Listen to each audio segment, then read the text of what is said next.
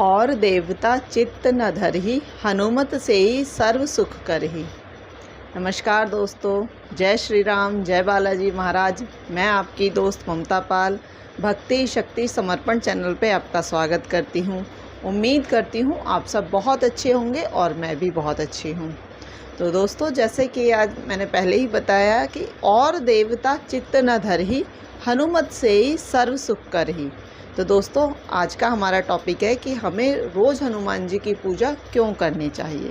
तो रोज़ हमें क्यों करनी चाहिए? क्योंकि सिर्फ कलयुग में ही हनुमान जी ही एक ऐसे देवता हैं, जागृत देव हैं, जिनकी पूजा करने का विधान शास्त्रों में भी लिखा हुआ है। शास्त्रों में भी यही बताया गया है कि कैसा भी दुख हो, कैसा भी संकट हो, रोग हो, दोष हो, ग्रह दोष हो, ग्रह कलह हो, या फिर बेरोज़गारी हो, शारीरिक कष्ट, जैसा भी संकट हो, जिस भी तरह की परेशानी हो, तो सिर्फ और सिर्फ हनुमान जी ही ऐसे देवता हैं जो इन संकटों से हमें मुक्ति दिला सकते हैं।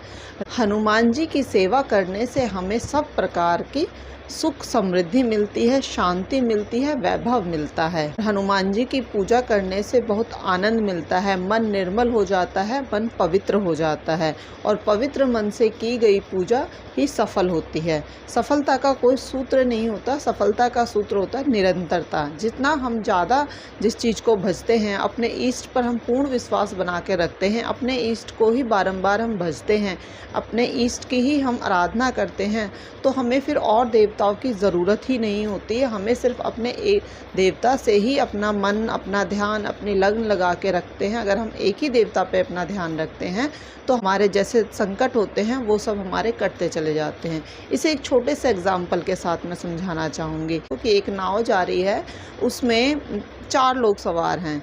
जब नाव में बीच नदी में जाने के बाद बहुत ही तेज़ तूफान आता है और ऐसा लगता है कि अब नाव डूब जाएगी, उसमें पानी भरना शुरू हो जाता है और सब यात्री सोचने लगते हैं, घबराने लगते हैं कि अब हम क्या करें।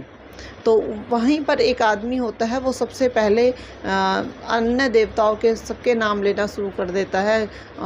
शंकर जी भगवान मुझे बचाओ, गणेश जी महाराज मुझे बचाओ, बालाजी महाराज मुझे बचाओ। तो वो ऐसे कर करके सबका एक एक करके नाम लेता है और वो कोशिश करता है वहाँ से तरने की, लेकिन वो तर नहीं पाता है, वो वहाँ पर डूब जाता है।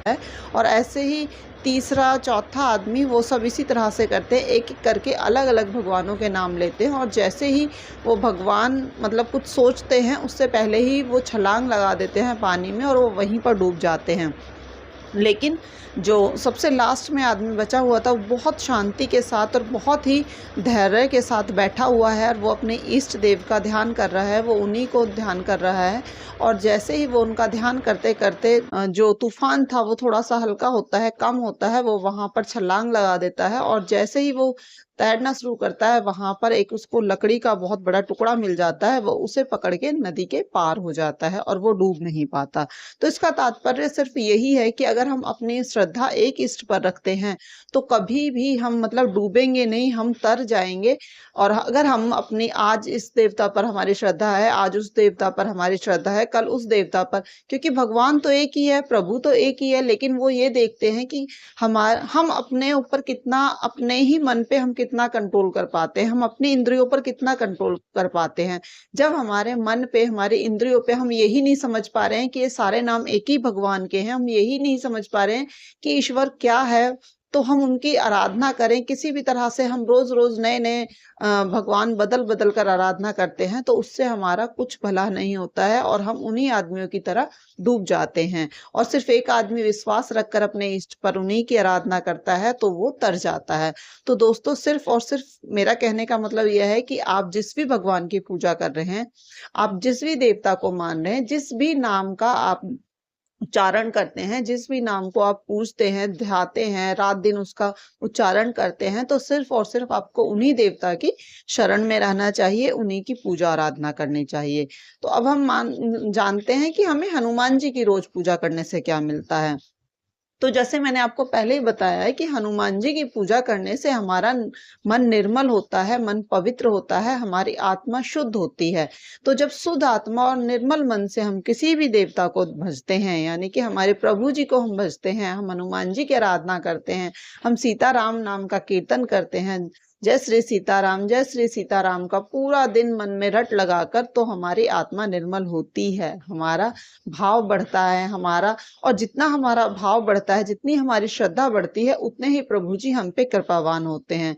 लेकिन इसमें दोस्तों एक चीज ये भी आती है कि बहुत सारे लोग बोलते हैं कि हमें तो कोई फल नहीं मिला, हमें तो वो फल, जैसे कि मैंने अभी आपको एग्जाम्पल बताया कि आप रोज रोज देवता बदलते हैं, या फिर रोज रोज आप कहीं इस दरबार में माथा टेकते हैं, कहीं आप उस दरबार पे माथा टेकते हैं, लेकिन आपको अपने ईष्ट पर भरोसा नहीं है, आपको अपने गुरु मंत्र पर भरोसा नहीं है, तो फिर ऐसा ही होता है।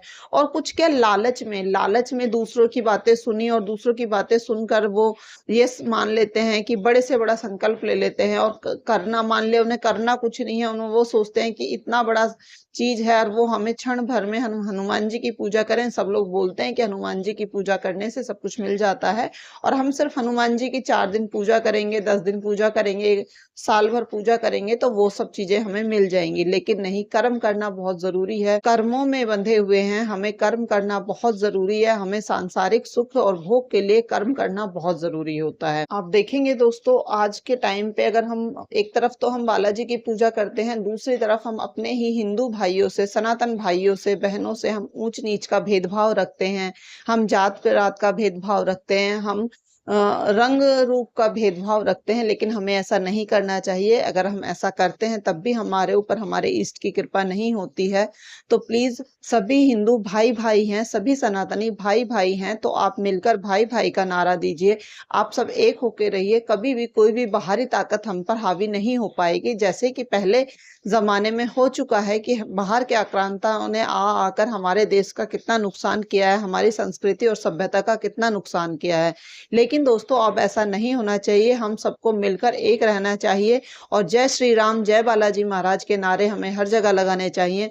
हनुमान जी जैसा बाल ब्रह्मचारी शुद्ध देवता और कहीं आपको नहीं मिलेगा। उनकी हमें पूजा आराधना अपने बच्चों को बचपन से सिखानी चाहिए, बचपन से ही हमें उनके अंदर ये बीज डालना चाहिए। जब जैसे हम कहते हैं ना कि जिसके जैसी संगत वैसी ही रंगत, तो जैसी संगत हनुमान जी की संगत में जो भी जाता है वो शुद्ध और निर्मल हो जाता है। तो हमें अपने आप को और अपने बच्चों को, अपने परिवार को हनुमान जी की शरणागति में ले जाना चाहिए। हमें बचपन से ही उन्हें सिखाना चाहिए कि कैसे पूजा करनी चाहिए, क्या इनका अर्थ है, क्या इनका मतलब है। हमें हनुमान चालीसा हर एक बच्चे बच्चे की जबान पर रटी होनी चाहिए।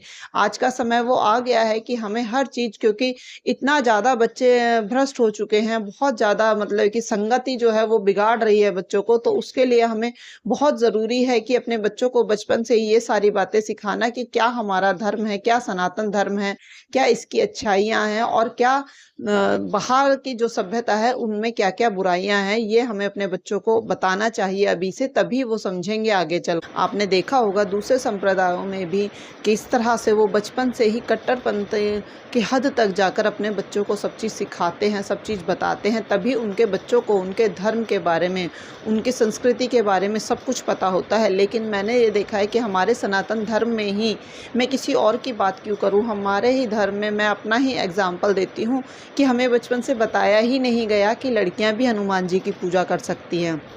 तो मेरा जो ज़्यादा से ज़्यादा अवेयरनेस फैलाने का काम यही है। मैं यही बताना चाहती हूँ सबको कि सभी को हनुमान जी की पूजा करनी चाहिए, सभी को।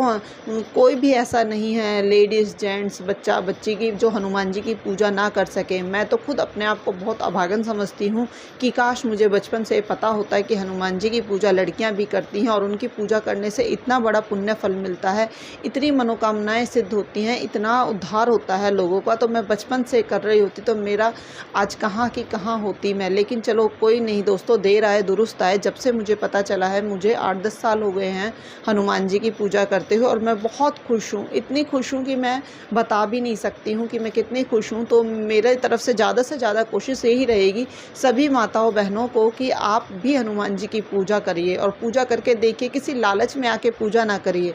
ये हमारा धर्म है, हमें करनी ही चाहिए। और जब आप करेंगे तो आपको खुद दिखेगा कि कितनी शांति और शीतल सफलता मिलती है, कितना धैर्य मिलता है। जो काम आप पहले कर पा रहे थे उन्हीं को बहुत अच्छे तरीके से आप अब कर पाओगे।